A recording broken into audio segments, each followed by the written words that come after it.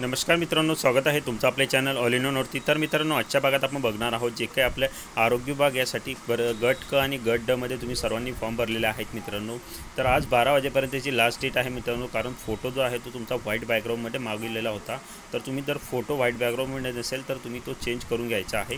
तर आजच्या भागामध्ये असेच महत्त्वाचे प्रश्न आपण बघणार आहोत जे की गट क आणि गट ड साठी अतिशय महत्त्वाची ही आपण प्रश्नपत्रिका सोडवत आहोत मित्रांनो। तर या अगोदरच्या भागामध्ये आपण याचे अर्धे प्रश्न सोडवलेले आहेत। तुमच्या अंकगणित बुद्धिमत्तेचे आज आपण स्पष्टीकरणासह सोडवून देऊन तुमचे प्रश्न या ठिकाणी घेणार आहोत आणि उर्वरित प्रश्न देखील घेणार आहोत। म्हणजे ही प्रश्नपत्रिका क्रमांक 3 आपली या ठिकाणी कंप्लीट होणार आहे। या अगोदर पण आपण 2 प्रश्नपत्रिका अपलोड केलेल्या आहे। तर तुम्ही अजूनपर्यंत पाहिलेलं नसेल तर तुम्ही आपल्या चॅनलला जाऊन बघू शकता मित्रांनो। त्याचं देखील आपण स्पष्टीकरण दिलेलं आहे संदर्भासहित। त्यानंतर आपली सकाळची एक प्रश्नपत्रिका असते मित्रांनो। आपली सकाळचा एक व्हिडिओचा पार्ट असतो, त्यामध्ये आपण रँडम तुमचे जे काही टॉपिक्स आहे, जसं मराठी ग्रामर असेल, इतिहास असेल, सामान्य ज्ञान असेल, यावरचे व्हिडिओ घेत असतो। तो देखील आपण आज एक पार्ट अपलोड केलेला आहे।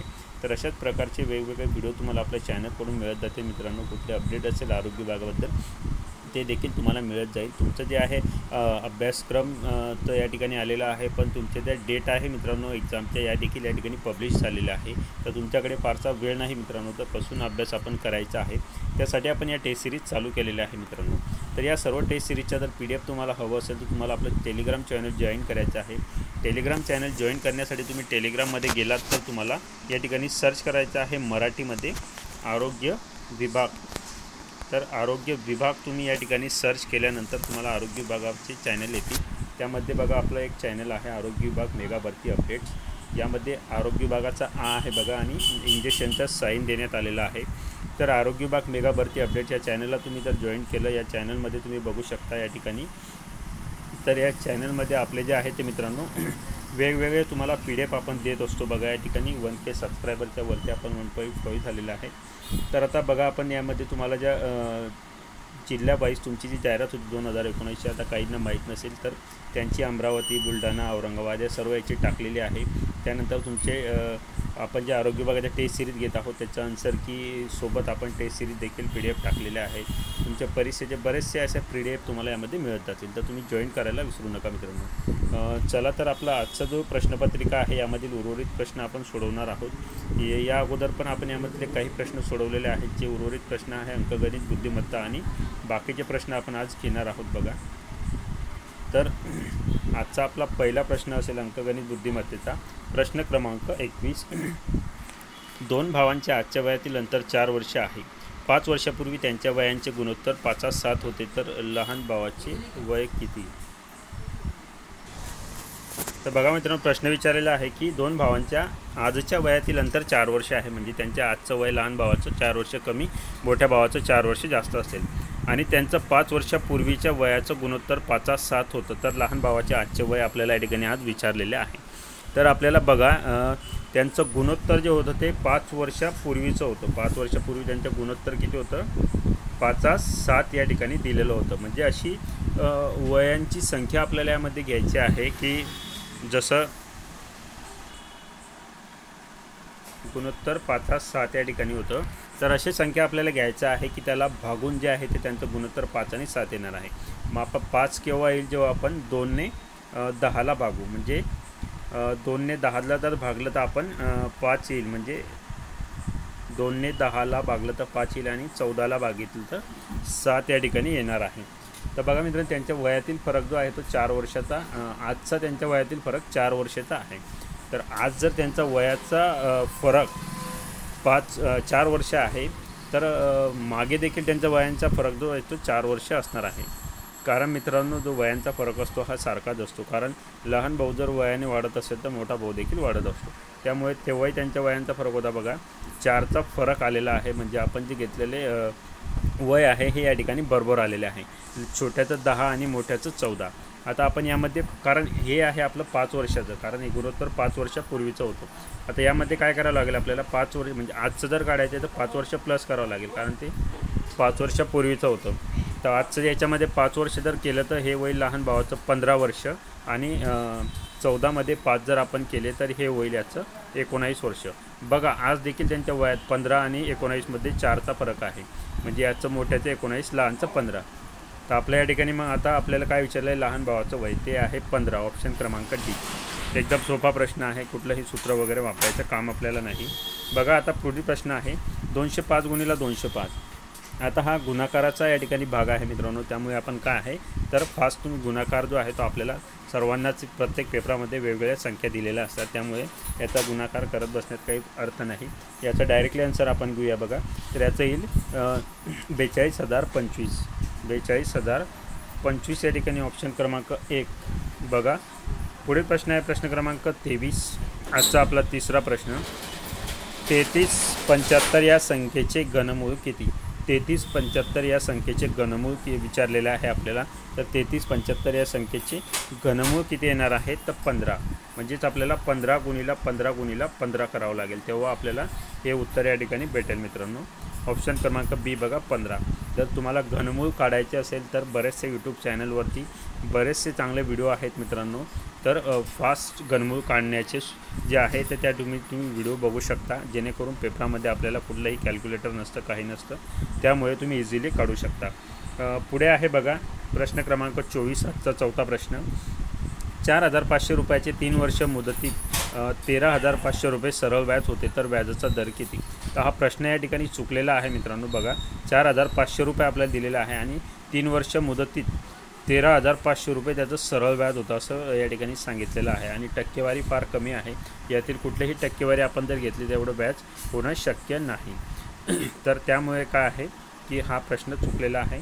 पुढील प्रश्न घेऊया. बघा गणेशने राष्ट्रीयकृत बँकेत 50,000 रुपये दर साल दर शेकडा 9 दराने चक्रवाढ व्याजाने 2 वर्षासाठी ठेवले, तर गणेशला बँकेकडून मुदतीनंतर किती रक्कम मिळेल? तर या ठिकाणी 50,000 आहे. बघा तर 9% या ठिकाणी व्याजदर आहे, म्हणजे 9×5 = 45, म्हणजे 4,500 रुपये जे आहे त्या ठिकाणी व्याज मिळणार आहे. आपण काय करतो 4,500 आणि 4,500 म्हणजे या ठिकाणी काय होणार आहे 9,000 या ठिकाणी जे होणार आहे. बघा या ठिकाणी 4,500 आपण या ठिकाणी घेत असतो आणि त्याला आपण डबल करून टाकतो, म्हणजे 2 वेळा करून 2 वर्षासाठी आहे. पण आपल्याला चक्रवाढ व्याज विचारलेलं आहे. पण चक्रवाढ व्याज आणि सरळ व्याज हे फक्त पहिल्या वर्षी सेम असतं. म्हणजे पहिल्या वर्षी काय व्याज होणार आहे मग 50,000 पहिल्या वर्षी जर आपण काढलं या ठिकाणी बघा तर आपल्याला किती दिलेलं आहे 50,000. तर 50,000चे 9% आपल्याला या ठिकाणी काढायचं आहे. 6% म्हणजे गुणाकारात 9 घेऊन आपल्याला भागाकारात 100 घ्यावे लागतात. म्हणजे हे गेले हे गेले, 2 शून्य कट झाले, वरचे 2 शून्य कट झाले. आता 9×5 = 45 आणि 2 शून्य वरचे, म्हणजे 4,500 पहिल्या वर्षाचं व्याज होणार आहे. आता हे 50,000 पहिल्या वर्षाचे प्लस हे 4,500 यांची बेरीज आपल्याला पहिले या ठिकाणी करावी लागेल. तर 54,500. आता काय आहे तर 54,500 जे आहे याचे 9% आपल्याला काढावे लागेल, कारण पहिल्या वर्षाचं व्याज फक्त सरळ व्याज आणि चक्रवाढ व्याज सारखं असतं. दुसऱ्या वर्षी चक्रवाढ व्याजामध्ये सरळ व्याज आणि जे व्याज आपल्याला भेटलेलं आहे आणि जे मुद्दल आहे त्याला देखील आपल्याला व्याज भेटत असतं, म्हणून याचे 9% आपल्याला काढावे लागेल. हा शून्य कट, हा शून्य. आता 545 गुणिले 9, तर या ठिकाणी किती आहे 545 गुणिले 9 जर आपण केलं 4,905 आपलं होणार आहे. 4,905. तर या ठिकाणी बघा मग हे 50,000 4,905 आणि हे 4,500. तर हे किती होतं आहे 5 हे 0 9 5 14 4 1 8 4 4 8 आणि 1 9 आणि हे 5, म्हणजे 59,405 रुपये. तर त्याला 2 वर्षानंतर काय मिळणार आहे 59,405 रुपये. ऑप्शन डी बघा या ठिकाणी आपला आन्सर आहे. पुढील प्रश्न आहे प्रश्न क्रमांक 26. एका स्कूटरची दर्शनी किंमत 47,500 आहे, विक्रीची किंमत 43,700 आहे, तर स्कूटरवर शेकडा किती सूट दिली? तर स्कूटरवर शेकडा किती सूट? दर्शनी किंमत म्हणजे काय जी दाखवलेली आहे, जसं MRP असतं आपल्याला, त्यानंतर आपल्याला डिस्काउंट वगैरे मिळत असतं, ती किंमत वेगळी. तर दर्शनी किंमत जी आहे ती मग आपल्याला काय पकडावी लागेल, कारण सूट किती दिली आहे हे काढावं लागेल आपल्याला. 47,500 ही जी आहे दर्शनी किंमत आहे. म्हणजे ही मूळ किंमत आहे ही किती असते मग 100%. त्यानंतर आपल्याला काय म्हटलेलं आहे बघा या ठिकाणी, तर त्यानंतर आपल्याला 43,700 सांगितलेलं आहे. तर 43,700 बरोबर किती टक्के, मग आपल्याला टक्केवारी काढावं लागेल. आता यांचा क्रॉस मल्टिप्लिकेशन 43,700चा 100 सोबत 47,500 भागीला, कारण त्याच्यासोबत आहे क्वेश्चन मार्क.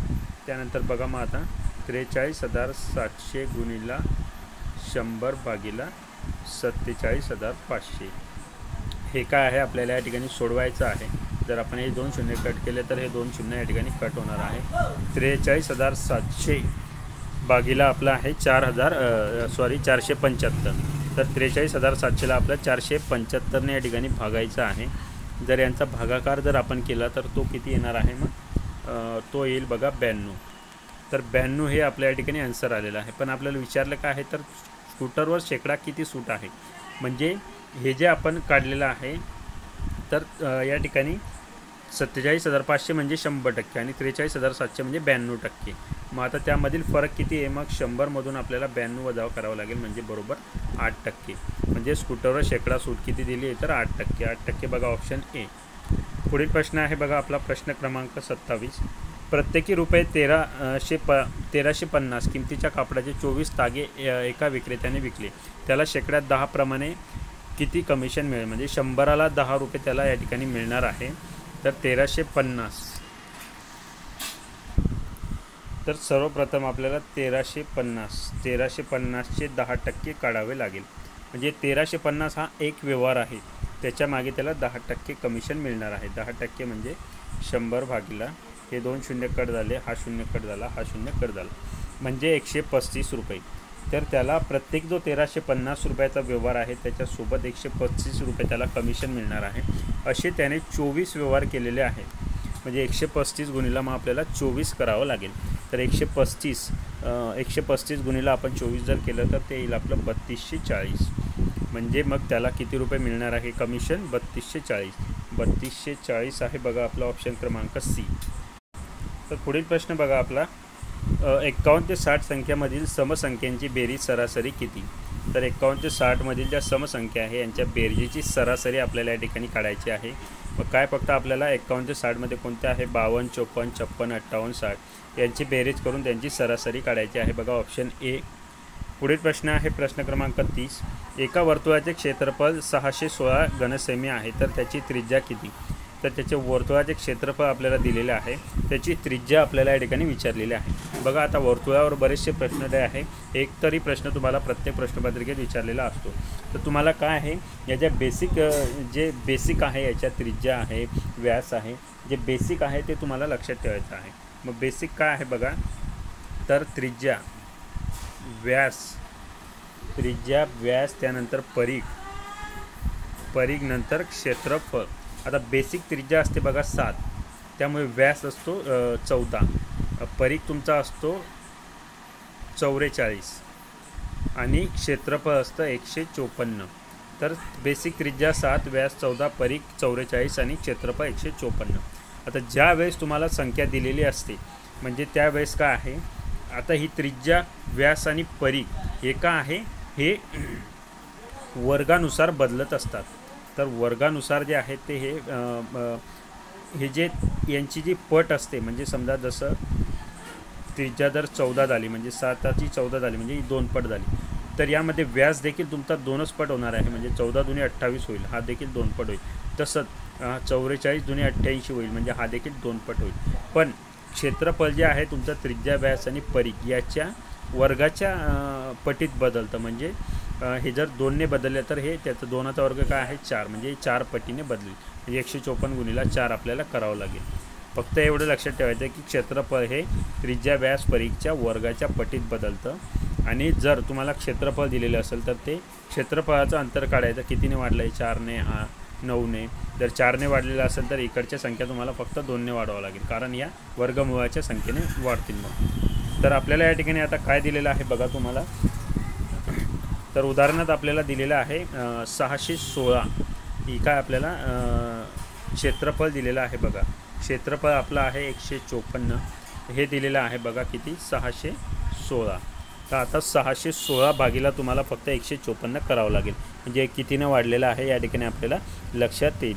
जर आपण या ठिकाणी 616 भागीला 54 केलं तर ते किती येईल बघा, 4, म्हणजे कितीने वाढलेलं आहे, 4ने वाढलेलं आहे।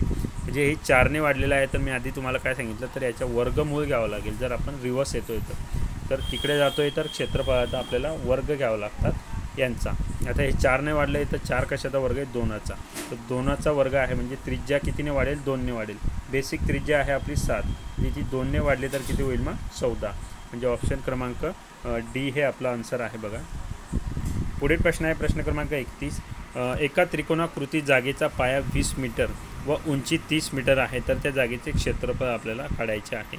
या ठिकाणी बघा प्रश्न क्रमांक 31 आहे आपला। तर या ठिकाणी एका त्रिकोणाकृती जागेचा पाया 20 मीटरवर उंची 30 मीटर आहे, तर त्या जागेचे क्षेत्रफळ आपल्याला काढायचे आहे। तर आता यामध्ये आपल्याला क्षेत्रफळ, तर यामध्ये काय आहे, त्रिकोणाचे क्षेत्रफळ बरोबर काय असतं मग, 1/2 गुणिला पाया गुणिला उंची, 1/2 गुणिला पाया गुणिला उंची, 1/2 गुणिला पाया गुणिला उंची या ठिकाणी आहे। तर 1/2 पाया गुणिला उंची मग आपल्याला काय आहे, फक्त या ठिकाणी संख्या टाकायच्या आहे। आता 1/2 गुणिला पाया काय दिलेला आहे आपल्याला, 20 दिलेला आहे, त्यानंतर उंची दिलेली आहे 30।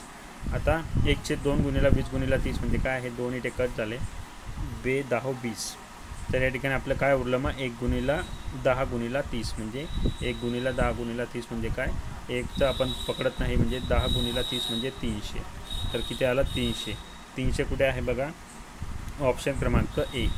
पुढील प्रश्न आहे, एका वस्तूची किंमत 75 रुपये आहे, जर 2625 मध्ये किती वस्तू येतील, मग आपल्याला काय करावं लागेल, सिंपल 2625 भागीला काय आहे, एक वस्तूची 75 आहे, म्हणजे 75ने जे आहे ते आपल्याला या संख्येला भाग द्यावा लागेल, तर तो भाग येतील बघा ऑप्शन सी 35। पुढील प्रश्न आहे प्रश्न क्रमांक 33, एक समभुज चौकोनाचे क्षेत्रफळ 1280 चौरस सेंटीमीटर आहे, त्याच्या एका कर्णाची लांबी 64 सेंटीमीटर असेल, तर दुसऱ्या कर्णाची लांबी किती, तर दुसऱ्या कर्णाची लांबी आपल्याला या ठिकाणी विचारलेली आहे बघा। तर या ठिकाणी आपण आपलं काय आहे, चौरसाच्या क्षेत्रफळाचं सूत्र आपल्याला या ठिकाणी वापरावं लागेल। आता चौरसाच्या क्षेत्रफळाचं सूत्र काय आहे, चौरसाच्या क्षेत्रफळाचं सूत्र आपल्याला या ठिकाणी वापरायचं आहे, ते आहे कर्णांच्या लांबीचा गुणाकार, कर्णांच्या लांबीचा गुणाकार भागीला 2। कर्णांच्या लांबी म्हणजे दोघं कर्णांची लांबी, त्यांचा गुणाकार भागीला 2 आपल्याला करावं लागतं। त्या ठिकाणी आपल्याला काय दिलेलं आहे मग बघा, क्षेत्रफळ बरोबर कर्ण आपल्याला दिलेला आहे बघा 64 एक कर्ण आहे, दुसरा कर्ण आपल्याला काढायचा आहे, माहीत नाही, म्हणून आपल्याला काय आहे, एक्स आपण त्याला मानलेला आहे या ठिकाणी। 64 गुणिला एक्स म्हणजे दुसरा कर्ण भागीला 2, आणि त्याच्या अगोदर काय आहे आपलं, तर या ठिकाणी बघा तुम्ही, आपल्याला ऑलरेडी जे आहे क्षेत्रफळ दिलेलं आहे ते आहे आपलं 1280। तर 1280 म्हणजे आपलं सूत्र कसं तयार होईल, 1280 बरोबर 64 गुणिला एक्स भागीला 2। आता हे 2 इथे भागीला आहे, 64ला जर आपण भाग दिला तर 3 दुणे 6, 2 दुणे 4 म्हणजे 32 गुणिला एक्स, तर मग काय येईल आता 1280 हा गुणिला आहे इकडे 32 या एक्सचा, तर इकडे येऊन तो भागीला होईल, म्हणजे 1280 भागीला 32 बरोबर एक्स, म्हणजे तर एक्स बरोबर काय येईल मग, 1280ला जर आपण या ठिकाणी 32ने भाग दिला तर ते येईल आपलं 40, म्हणजे एक्स बरोबर 40, तर दुसऱ्या कर्णाची लांबी आहे 40, ऑप्शन बी बघा। पुढील प्रश्न आहे बघा, परत वर्तुळावरती प्रश्न आलेला आहे, त्यामुळे तुम्ही ते बेसिक सूत्र पाठ करून घ्या मित्रांनो, म्हणजे तुम्हाला टेन्शन नाही, अगदी सोपं आहे, मग तुम्हाला काहीच बघायचं गरज नाही। आता एका वर्तुळाचा व्यास आपल्याला दिलेला आहे 63 सेंटीमीटर, त्या वर्तुळाचा परिघ आपल्याला काढायचा आहे। तर व्यास किती असतो आपला, तर त्रिज्या असते बघा 7, व्यास असतो आपला 14, परिघ असतो बघा आपला 44, आणि क्षेत्रफळ असतं आपलं 154। तर आता इथे काय दिलं, व्यास 63 दिलेला आहे, व्यास हा 63 दिलेला आहे, मग आपल्याला या 63ला 14ने जे आहेत ते भाग द्यावा लागेल। तर 63ला आपण 14ने भागलं तर काय येईल मग 4.5, तर आपल्याला 4.5ने जे आहे ते हे वाढलेलं आहे। तर यामध्ये काय असतं, या 3मध्ये जर आला तर अगदी सोपं असतं, कारण आपल्याला तेवढंच फक्त वाढवावं लागतं. आता परीघ काढायचं आहे, मग 44ला आपल्याला 4.5ने गुणावं लागेल, कारण तेवढ्या यानेच गुणावं लागेल. जर आपल्याला क्षेत्रफळ विचारलं असतं तर आपल्याला 4.5ची दुप्पट या ठिकाणी करावं लागली असती, म्हणजे 9ने जे आहे ते आपल्याला याला गुणावं लागलं असतं. तर 4.5 म्हणजेच काय बघा, 4.5 गुणिला 44 जर तुम्ही केलं तर ते येईल आपला 198 कुठे आहे बघा आपलं या ठिकाणी, 198 आहे बघा आपला ऑप्शन क्रमांक डी. पुढील प्रश्न आहे प्रश्न क्रमांक 35. 1386 चौरस सेंटीमीटर क्षेत्रफळ असलेल्या वर्तुळाचा व्यास किती? आता क्षेत्रफळ आपल्याला दिलेलं आहे बघा, आपलं बेसिक असतं 154, आपल्याला दिलेलं आहे 1386ला आपल्याला 54ने भागावं लागेल. तर 1386ला जे आहे ते आपण 54ने या ठिकाणी भागलं तर ते येईल बघा 9. किती येईल? 9. तर 9ने हे जे आहे ते वाढलेलं आहे. 9ने जर हे वाढलेलं आहे तर आपल्याला काय विचारलेलं आहे, वर्तुळाचा व्यास विचारलेला आहे. व्यास असतो आपला 14, तर 14 व्यास असतो. हे 9ने वाढले म्हणजे हे वर्गाच्या पटीत वाढतं व्यासच्या, तर याची वर्गमूळ घ्यावं लागेल. 9चं वर्गमूळ 3 म्हणजे हे 3ने याला गुणावं लागेल आपल्याला 3ने. तर 14 गुणिले आपण 3 जर या ठिकाणी केलं तर मग काय येईल? 42 सेंटीमीटर. ऑप्शन क्रमांक बघा, ऑप्शन ए. प्रश्न क्रमांक 36 आहे आपला. 28 16 असेल तर 21 काय असेल? 28चा संबंध जर 16शी आहे तर 21चा संबंध या ठिकाणी कशाशी येणार आहे? तर बघा या ठिकाणी काय आहे, भाग जो आहे या ठिकाणी 4ने जो आहे तो याला भाग दिलेला आहे, म्हणजे 4ने जर तुम्ही 16ला भाग दिला तर तो येईल 4 चौक 16, आणि 4ने जर तुम्ही या ठिकाणी 28ला भाग दिला 7 चौक 28, म्हणजे 7 4 हे जे आहे त्या ठिकाणी यायला हवं. तर असं सेम कुठे इकडे कसं येणार आहे बघा, तर 7 4 जे आहेत आपल्या या ठिकाणी यायला हवं.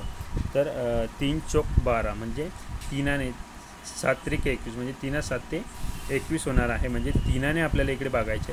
3 7 21 झालेलं आहे, तर मग इकडे 4 आहे, तर इथे 4 जर घेतलं आपण तर काय येईल मग 3 चौक 12, म्हणजे ती संख्या कोणती येणार बघा 7 12, म्हणजे ते 4 या ठिकाणी होणार. 7 4 7 4 म्हणजे ती 12 संख्या आहे बघा, ऑप्शन सी. प्रश्न क्रमांक 37. 77 गुणिला 83 आपल्याला काढायचा आहे. 77 गुणिला 83 फक्त गुणाकार आहे बघा, तर तो किती येईल? 63 91 या ठिकाणी येणार आहे, ऑप्शन बी बघा. पुढील प्रश्न आहे प्रश्न क्रमांक 38. 44 गुणिला 44 गुणिला 44, तर हे देखील काय येणार आहे? 85,184. 85,184 ऑप्शन ए बघा.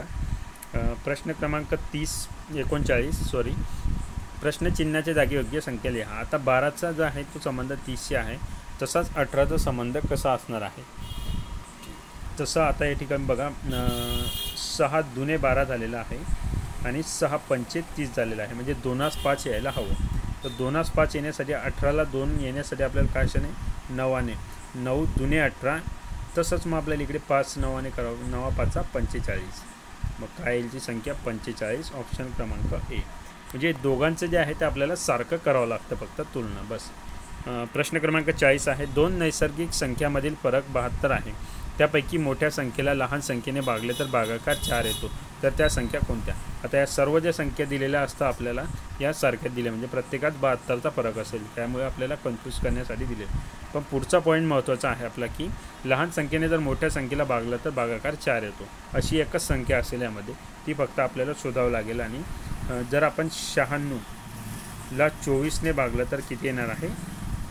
या ठिकाणी 4 येणार आहे. 24 चौक 96, म्हणजे आपलं ऑप्शन सी हे आन्सर आहे. तर या प्रकारे आपण अंकगणित बुद्धिमत्तेचे प्रश्न स्पष्टीकरण घेतलेलं आहे मित्रांनो, जेणेकरून तुम्हाला परीक्षेमध्ये हे अतिशय उपयोगी पडणारे प्रश्न असणार आहे. तर या ठिकाणी आपल्याला पुढील प्रश्न घ्यायचे आहे बघा. तर पुढील प्रश्न जे आहे ते आपण या अगोदर पण घेतलेले होते, त्यामधील जे उर्वरित प्रश्न आहे ते आपण या ठिकाणी पटापट सॉल्व करणार आहोत, जेणेकरून आपल्याला ही प्रश्नपत्रिका या ठिकाणी आज आपली संपणार आहे. तर ही प्रश्नपत्रिका आज आपली संपून जाईल मित्रांनो. तर त्यातील प्रश्न कोणते राहिलेले होते आपले? तर यामधील प्रश्न आपले बघा या ठिकाणी राहिलेले होते. प्रश्न क्रमांक 67 पासून जे आहे ते आपले या ठिकाणी प्रश्न राहिलेले होते. तर ते प्रश्न आपण जे आहे ते आजच्या भागामध्ये कंप्लीट करणार आहोत, जेणेकरून आपण पुढचे प्रश्न जे आहे ते प्रश्नपत्रिका सोडवायला या ठिकाणी जास्तीत जास्त प्रश्नपत्रिका या ठिकाणी सोडवू शकू। तर आपला आजचा प्रश्न आहे 67वा। भारतात असलेली ईस्ट इंडिया कंपनी ही टिंब कंपनी होती। तर भारतात असलेली ईस्ट इंडिया कंपनी ही कोणती कंपनी होती? तर व्यापारी कंपनी होती। 68वा आहे, इंग्लंडने अमेरिकेला स्वातंत्र्य दिलेले वर्ष कोणते? इंग्लंडने अमेरिकेला कधी स्वातंत्र्य दिले? तर 1783 या वर्षी। प्रश्न क्रमांक 69, फ्रेंच राज्यक्रांतीचे जनक कोण होते? तर फ्रेंच राज्यक्रांतीचे जनक या ठिकाणी कोण होते? तर ते होते बघा रूसो, ऑप्शन बी। प्रश्न क्रमांक 70, इसवी सन 1774 ते 1818 दरम्यान मराठी व इंग्रज यांच्यात किती युद्ध झाले? तर या इसवी सन 1774 ते 1818 मध्ये इंग्रज आणि मराठी यांच्यामध्ये जे आहे ते ऑप्शन बघा 3 युद्ध झालेले आहेत। प्रश्न क्रमांक 71, महात्मा फुले यांनी मुलींची पहिली शाळा कोणत्या वर्षी सुरू केली? तर महात्मा फुले यांनी मुलींची शाळा जी आहे ती ऑप्शन ए बघा 1848 या वर्षी सुरू केली। लोकहितवादी हे नाव कोणाला दिले? तर लोकहितवादी हे नाव कोणाला दिलेले आहे? तर लोकहितवादी हे नाव कोणाला दिले? तर गोपाळ हरी देशमुख यांना।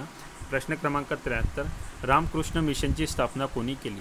तर रामकृष्ण मिशनची स्थापना या ठिकाणी कोणी केलेली आहे?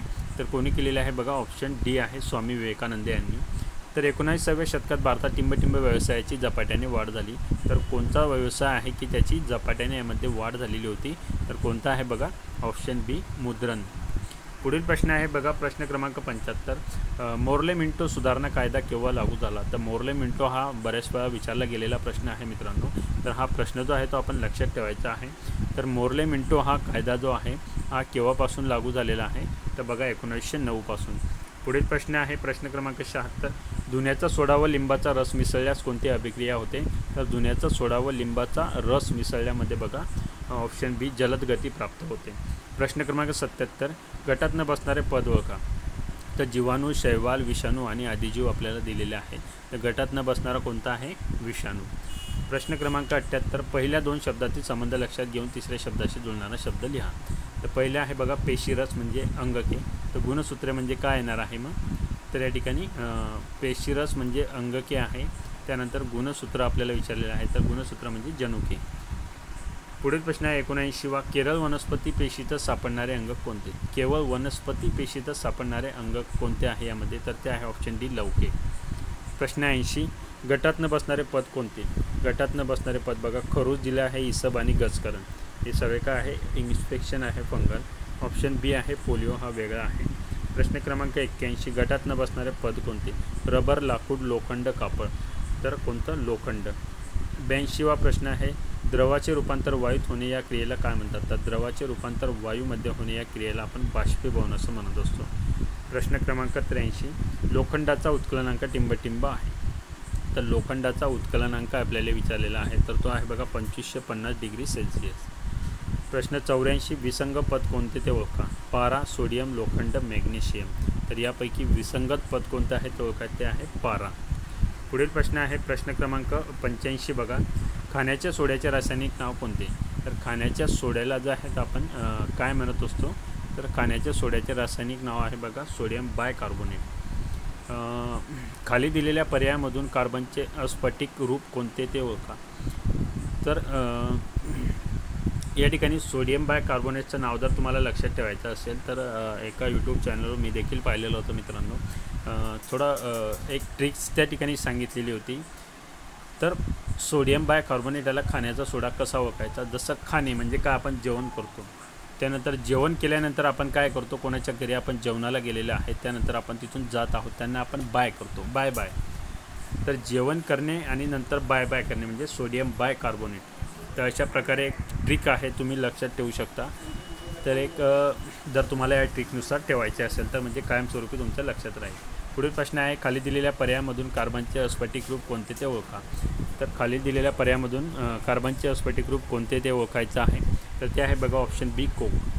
प्रश्न 87, ऑक्सिजनच्या निर्मितीत पोटॅशियम क्लोराईड आणि मॅग्नेशियम हायड्रोक्लोराईड यांचे मिश्रण प्रमाण काय असते? यांचे मिश्रणाचे प्रमाण काय असते बघा, तर 5:1। पुढील प्रश्न आहे प्रश्न क्रमांक 88, विसंगत पद कोणते ते ओळखा। तर अन्न, वस्त्र, हवा आणि निवारा। अन्न, वस्त्र, निवारा आपण या ठिकाणी म्हणत असतो। विसंगत पद आहे बघा हवा। तर पुढील प्रश्न आहे बघा मित्रांनो प्रश्न क्रमांक 90.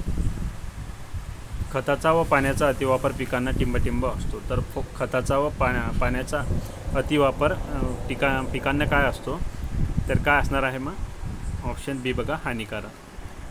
प्रश्न क्रमांक 91. पृथ्वीवर अस्तित्वात असलेल्या सजीवांमध्ये कोणती विविधता आढळून येते, तर यामध्ये आहे बघा ऑप्शन ए, जैवविविधता. प्रश्न 92. वातावरणातील टिंबटिंब प्रजातीच्या ऱ्हासाला कारणीभूत ठरू लागले आहे. तर वातावरणातील काय, प्रदूषण हे प्रजातीच्या ऱ्हासाला कारणीभूत ठरू लागलेले आहे. प्रश्न क्रमांक 93.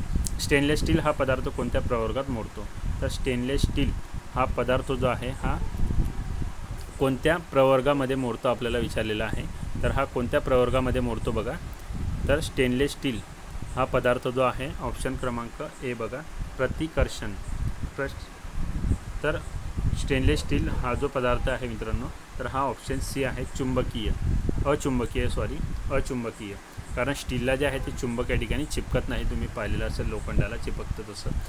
94वा प्रश्न आहे, सोडियममध्ये 11 प्रोटॉन आणि 12 न्यूट्रॉन असतात. त्याचा वस्तुमांक किती होईल, त्याचा वस्तुमांक किती होणार आहे या ठिकाणी, तर ऑप्शन डी बघा, 23. प्रश्न क्रमांक 95. ॲल्युमिनियम क्लोराईड AlCl3 मध्ये ॲल्युमिनियमची संयुजा टिंबटिंब तर क्लोराईडची संयुजा टिंबटिंब ही असते. तर ॲल्युमिनियमची संयुजा या ठिकाणी किती असणार आहे, तर मग किती असणार आहे बघा या ठिकाणी, तर 3. तर क्लोराईडची संयुजा ही 1 असते. पुढील प्रश्न आहे बघा, प्रश्न क्रमांक 96. कोणत्या रोगामुळे उत्पन्न झालेली प्रतिकारशक्ती जन्मभर टिकते, तर कोणत्या रोगामध्ये उत्पन्न झालेली प्रतिकारशक्ती आहे ती जन्मभर टिकते, तर कांजण्या. कारण असं म्हटलं जातं मित्रांनो की आयुष्यात आपल्याला प्रत्येकाला एकदा कांजण्या ह्या होतातच. प्रश्न क्रमांक 97. टिंबटिंबतर्फे सर्व शासकीय रुग्णालयात उत्तम औषधे मोफत उपलब्ध होतात. तर कोणाकडून होतात, ते WHO कडून. प्रश्न 98. कॅलिडोस्कोपमध्ये 3 आरसे किती कोनमध्ये बसवलेले असतात, तर कॅलिडोस्कोपमध्ये 3 आरसे किती कोनांमध्ये बसवलेले असतात, तर ते आहे बघा ऑप्शन बी, 60 डिग्री. पुढील प्रश्न आहे प्रश्न क्रमांक 99. खनिज तेलापासून कोणकोणते पदार्थ मिळवता येतात, खनिज तेलापासून कोणकोणते पदार्थ मिळवता येतात, खनिज तेलापासून काय मिळवू शकतो आपण, तर 3ही पदार्थ म्हणजे डिझेल, पेट्रोल आणि केरोसिन. प्रश्न क्रमांक 100 आजचा आपला शेवटचा प्रश्न. सगळ्या जीवाश्म इंधनात कोणते संयुग सापडतात, सगळ्या जीवाश्म इंधनात कोणते संयुग जे आहेत ते सापडत असतात, तर ऑप्शन 1, हायड्रोकार्बन. तशा प्रकारे मित्रांनो आजची ही आपण तिसरी प्रश्नपत्रिका पूर्णपणे संपवलेली आहे. अशाच प्रश्नपत्रिका आपण स्पष्टीकरणासह घेणार आहोत, जेणेकरून येणाऱ्या परीक्षेमध्ये तुम्हाला याचा खूप फायदा होईल. आणि सकाळची टेस्ट देखील आपली अतिशय महत्त्वाची असते. त्यामध्ये देखील IMP जे आलेले प्रश्न आहेत अशा टॉपिक्सवरती आपले प्रश्न चालू आहे. तर हे सर्व व्हिडिओ तुम्ही कंटिन्यू बघायचे आहे मित्रांनो. धन्यवाद.